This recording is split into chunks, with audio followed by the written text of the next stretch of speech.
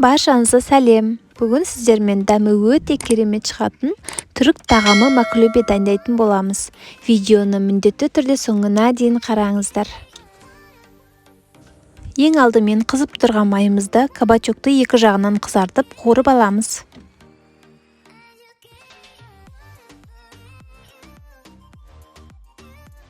Қуырылған кабачоктарымызды сүзіп алып, одан кейін сәбізімізді салып қуырамыз.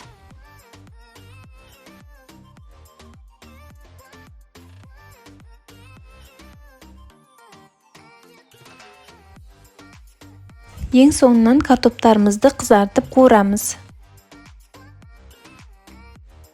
Бөлек қызып тұрған табада пиязды және етімізді салып, дәміне қарай тұз, қара бұрыш және де әртүрлі дәмдеуіштер қосып, жақсылап қуырамыз.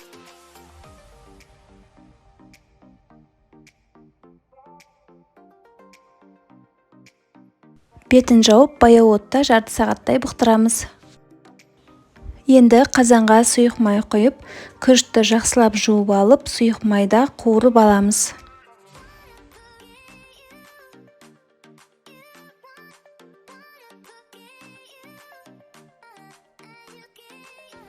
Түс беру үшін күркума қосып араластырамыз.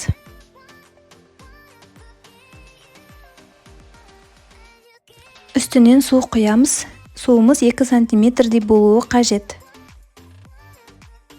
Дәміне қарай тұз және де зира қосамыз.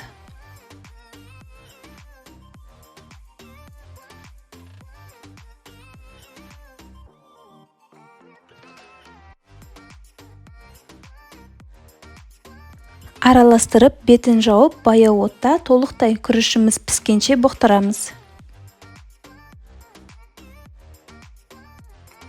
Ыдысымыздың түбіне кішкене сұйық май құямыз және де піскен етіміздің жартысын саламыз.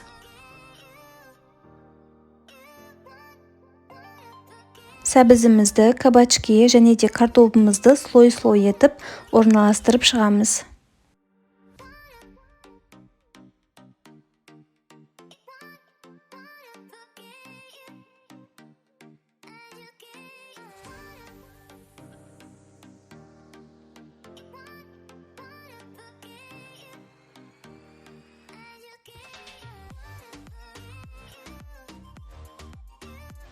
Қалған етті салып, және де ең соңынан күрішті саламыз.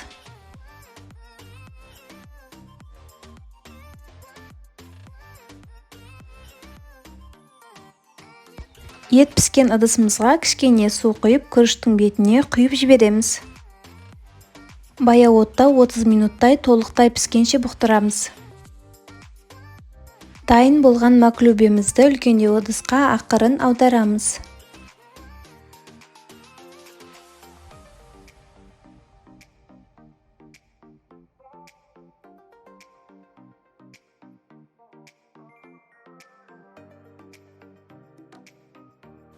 Маклубенің қасына салатымызды салып, үстінен зелен сеуіп, және де айранмен ұсынамыз.